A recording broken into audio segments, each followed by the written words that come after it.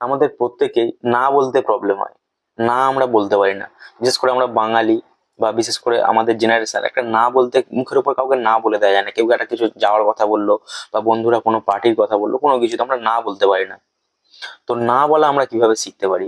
তো না বলা শেখার জন্য যেটা প্রয়োজন সেটা হচ্ছে, ডাইরেক্টলি যখন আমরা না বলতে পারি না তখন আমরা সেই কাজটা বলতে পারি, ঠিক আছে দেখছি, আমি 1-2 দিন সময় নাও, একটু বেশি করে সময় চেয়ে নেওয়া, বা তুমি এমন কাউকে চেনো তার রেফারেন্স দেওয়া, ঠিক আছে?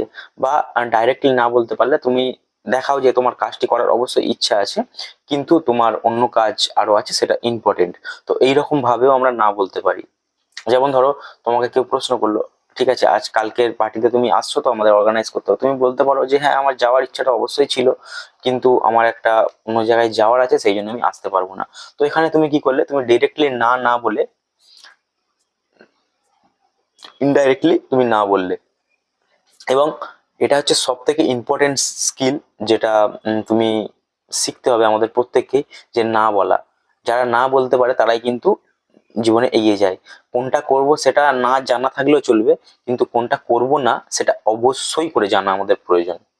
তবেই কিন্তু আমরা লাইফে গ্রো করতে পারবো। So thank you.